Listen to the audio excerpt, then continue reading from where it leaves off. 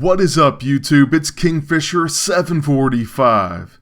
And in this video we're going to look at some early Hearthstone footage, early Cthulhu footage, and we'll get into the reasons for that in just a moment. This is actually the second match I ever played with the new cards. I previously posted my first match, so you can check that out. I'll link it somewhere on the screen. But the reason we're showing this is because I wanted to make a video, and currently I'm really busy with projects. The end of the semester's here, and I have a ton of work due. So I wanted to put out a video and just explain that really quickly. And I do want to let you all know that I'm going to have a Cloak and Dagger All Hail the King episode by tomorrow. So that'll be at the latest. As for Hearthstone, I know some of you enjoy it and others do not, so I'm sorry about that. But it is a great game. With all that being said, here's my match. Wow, we were lucky enough to get Cthulhu right off the bat, and we get to kill his imp after it damages him only. So a pretty decent beginning to this game. I used to absolutely love my Druid, and I used to win almost every game with him. And then things just kind of shifted and I stopped using him. But with these Cthulhu decks, and hopefully if I get Fandral soon, I think a Druid's going to be great to use once again. At least for me personally. Pretty much in this situation with Cthulhu sitting in our hand and an Innervate, we just have to make it to turn 8 and try to control the enemy side of the board for as long as we can, taking minimal damage. Well, we both have an Acolyte of Pain, which is pretty interesting. Definitely going to gain us some card draw there. So on his turn, he's going to play a taunt, 1/3 Voidwalker, and he actually attacks our Acolyte. So that was pretty great, he gave us a card. We got a Darnassus Aspirant, which gives us a Mana Crystal. Potentially more good news for our Cthulhu. And he's going to deal more damage. So we got 2 card draw out of that. I'll take it. I actually kind of want to thank him. But that's a bit of a jerk move. On our turn, I guess we're going to do the same thing to his Acolyte. I really don't have a better option. And hey, he's a Warlock anyway, so he shouldn't have a problem with card draw. The more important thing for us is we end up boosting Cthulhu's damage and defense. Following that, we'll take down his 2/1 and damage his taunt minion. So that's going to be it for this turn.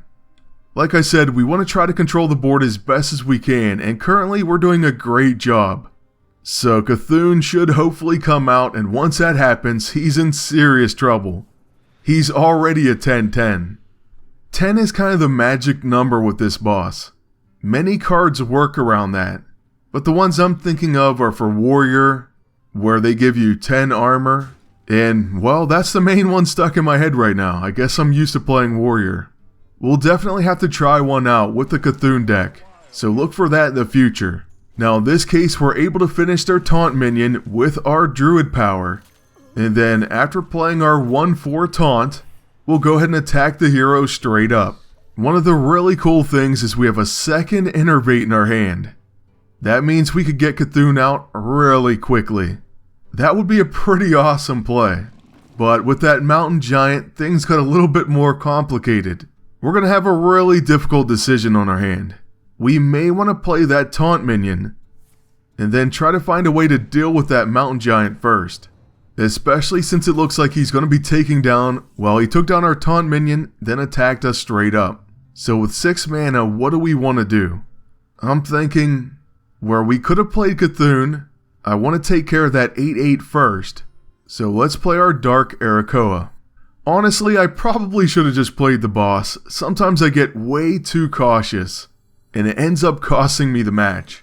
Still though, we made him a 13/13 with taunt, and that's going to be impressive no matter when we put him out. Sometimes the major question with that legendary is, do you keep building him up, or do you just play him? For example, we have this 3 cost that's going to keep giving him +1/+1 at the end of each of our turns. Not only is he tougher when he comes out, but he also deals all that damage. So that's what's difficult about this. Alright, they play a pretty great card themselves, a 3/6 taunt that's going to keep boosting their Cthulhu. So we do need to worry about that. Like I was saying earlier, we need to control the board, and we're definitely not doing that currently. So we have no choice but to play Cthulhu. Here comes both of our innervates, and then a 13/13 with taunt that's going to deal 13 damage right off the bat. And with his damage, he's going to end up absolutely unleashing on the enemy team. He will take down the middle minion, and most importantly, he takes out that giant, plus drops the warlock's health to 8. And by the way, we have a not great but interesting legendary in our hand as well. This shifter keeps becoming random minions, so when we see one we like, we can play it. It would be pretty sick if it became another legendary, maybe even Cthulhu. But currently, I'm just hoping they can't kill our old god right away. By the looks of it, they're not going to be able to. Instead, they're just going to play more cards to boost their own boss. Unfortunately, like we were saying earlier, warlocks really don't have much of a problem with card draw. That's not great for us. But what we're going to do is play our 3/4, and it's going to continue to boost Cthulhu. Then we'll play a Darnassus Aspirant, plus our ability. So let's finish off that one taunt minion. Then we'll just pass our turn. We'll keep that one armor to ourselves. Honestly, it seems like the enemy should lose soon, but you never know what type of heals he may get, or what he has in those 3 cards. So I am a bit worried. Now on his turn, he does have 9 mana, so he can probably play most of his cards. And his first play, well, he's taking his sweet time, but it's going to be a Doom Guard, so he has to discard 2 cards from that. And of course the one he keeps is a Sea Giant, so pretty unreal. That luck was just absolutely ridiculous. And with his other minions, he's able to take down Cthulhu, so we can't quite finish him off. Now talk about bad luck. The only really bright point is he has no cards, so he has no hills in his hand. And what we're going to do on our turn is use a Wild Growth, and since we already have enough mana, that'll give us a card draw. Then we're going to go straight at him. So we take him down to 3 HP, and we can deal 1 more with our class ability. Then we can actually play this taunt minion, and give our 3/4 taunt as well. And you know what? Why not damage their giant? It should all be over next turn. We're only doing 1 because we want to draw a card, so let's see what we get. But unreal, the card we actually wish we got that would have done 4 damage and won the game, we get after that play. That was pretty outrageous. So on his turn, he's going to play Reno Jackson fully healing. Out of every card in his deck to pull, he pulls that. You have to be kidding me. And we just missed out on finishing him. It doesn't get more frustrating than that. Now I see why people break their mouses. What luck. The only cool thing is, we're going to bring Cthulhu back to our deck and make him even stronger. I actually do love this minion for that. Now let's see what he has for us this time. On his turn, he's going to play a Hellfire, which takes down almost all of our minions. But then he doesn't even attack us. Instead, he goes right to the face. Seriously unreal. It honestly looks like we're going to lose. Completely hosed. Whoa, we got Cthulhu! The only card in our deck that could have saved us. A 17/17 with taunt.